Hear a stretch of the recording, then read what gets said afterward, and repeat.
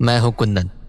उन दिनों मैं नाना जी की बरसी पर नानी के गांव आया हुआ था, पर वहां पहुंचने के बाद मुझे बार बार नींदों में नाना जी की आवाज़ सुनाई देने लगी। उस रात जब मैं अपनी मम्मी और मासी के साथ सोया हुआ था, तब भी कुछ ऐसा ही हुआ। कुंदन बेटा, कुंदन बेटा। और डर के मारे मेरी नींद खुल गई। कमरे में देखा तो मासी और मम्मी आराम से सो रहे थे, तो मुझे लगा मैंने कोई बुरा सपना देखा होगा। पर तभी कुंदन बेटा, कुंदन बेटा। हाँ? इधर आओ, इधर आओ बेटा। हाँ? इधर आओ। ऐसा पहली बार हुआ था कि मुझे होश में भी नाना जी की आवाज़ सुनाई दे रही थी। ऊपर से इस बार वो सिर्फ मेरा नाम ही नहीं ले रहे थे, बल्कि मुझे अपने पास भी बुला रहे थे।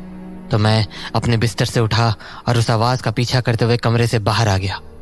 फिर अचानक वो आवाज़ें आनी बंद हो गईं और मुझे घर के बाहर दरवाजे पर कुछ रोशनी सी दिखी। ध्यान से देखा तो वहाँ नानी किसी आदमी से बात कर रही थी। मैंने सोचा भला इतनी रात को वो आदमी नानी से क्या बात कर रहा होगा, तो मैं छुप के उनकी बातें सुनने लगा। क्या चाहिए तुझे? क्यों आया है यहाँ? क्यों नहीं आ सकता? कुछ ही दिनों में ये सब कुछ मेरा होगा। होश संभाल के बात कर। तू जानता नहीं? ए बुढ़िया, आवाज नीचे। भूल मत कि तेरे आगे पीछे अब कोई नहीं है। तो तू मुझे यहाँ धमकी देने आया है? धमकी नहीं रे बुढ़िया, मैं तुझे तेरा भविष्य बताने आया हूँ। चला जा यहाँ से। जाएगी तो तू यहाँ से, वो भी हमेशा के लिए। और ये बात तू भी अच्छे से जानती है। चलता हूँ, तू तैयारी कर ले यहाँ से जाने की। उसके बाद वो आदमी वहां से चला गया, पर नानी अभी भी दरवाजे पर ही खड़ी थी और खुद से ही कुछ न कुछ बड़बड़ा रही थी। मुझे जल्द से जल्द कुछ करना होगा, वरना बहुत देर हो जाएगी। इतना कहकर नानी घर से बाहर निकल गई।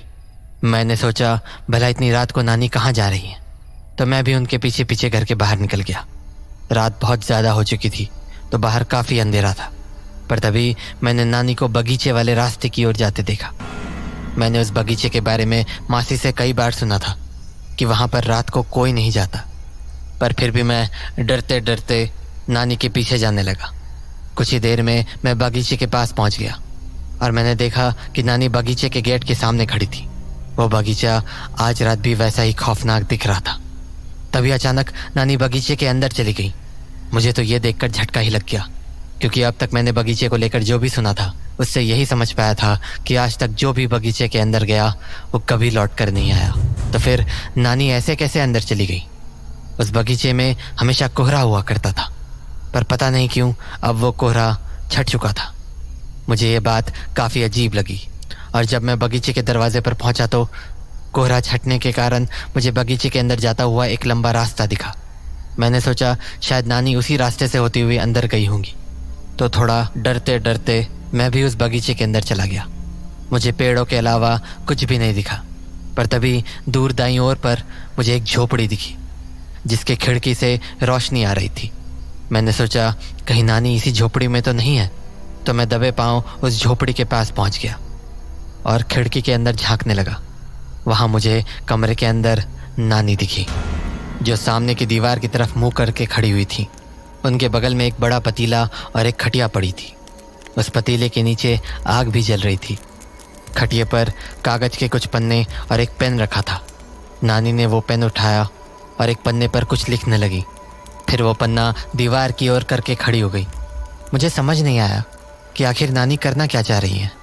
तभी उन्होंने उस पन्ने को वापस खटिए पर रख दिया और उस पतीले को करछी से घुमाने लगी। मुझे ठीक से तो नहीं दिखा कि उस पतीले में क्या है, पर करछी के घुमाने से वो पतीला तेज़ी से खौलने लगा। उस पतीले को खौलता देख नानी ज़ोर से हंसने लगी।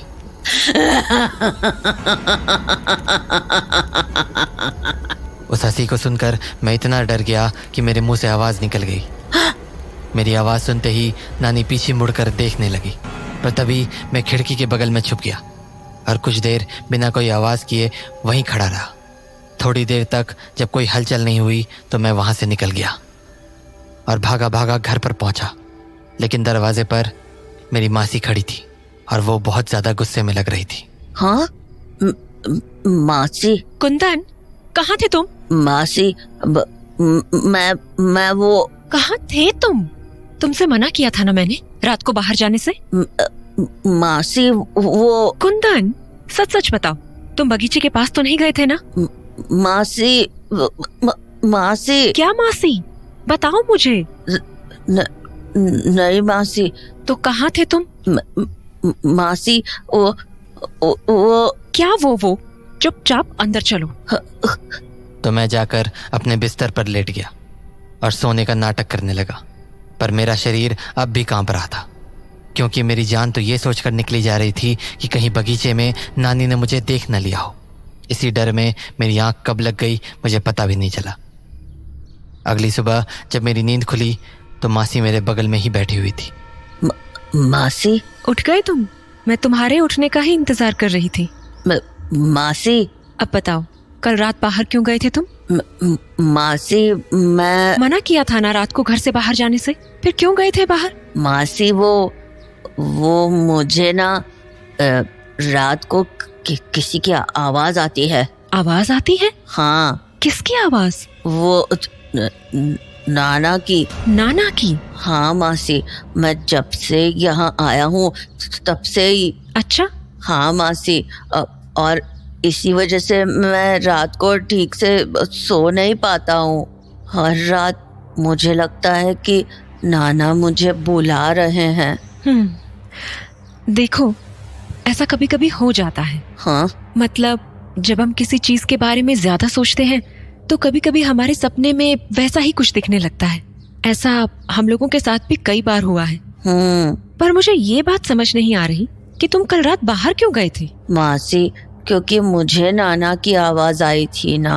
हाँ, पर आवाज तो सपने में आई होगी ना, इसमें तुम्हें बाहर जाने की क्या जरूरत थी? नहीं मासी, वो आवाज मेरे जागने के बाद भी आ रही थी। क्या? हाँ मासी, तभी तो मैं बाहर गया। वो मुझे अपने पास बुला रहे थे। क्या बोल रहे हो ये तुम? सच्ची मासी, वो मुझे बोल रहे थे, इधर आओ इधर आओ। बातें बनाना बंद करो तुम, समझे? पर मासी। अरे क्या हो गया? नहीं मासी, प्लीज नानी को मत बताना, प्लीज। सॉरी। हाँ, तो ये हरकतें करनी बंद करो तुम, समझे? अगर दोबारा रात को बाहर निकले ना तो याद रखना। ठीक है मासी, नहीं निकलूंगा, पक्का। उस रोज तो मैंने मासी को किसी तरह मना लिया, पर मुझे नानी का डर मन ही मन खाए जा रहा था, और शायद इसीलिए मैंने मासी को पूरी बात नहीं बताई। पिछली रात के बाद मेरे मन में कई सारे सवाल उठ रहे थे, जैसे वो आदमी कौन था जो इतनी रात को नानी से मिलने आया था, और उससे बात करने के बाद नानी बगीचे में क्यों चली गई, और वहां जाकर वो उन पन्नों पर आखिर लिख क्या रही थी।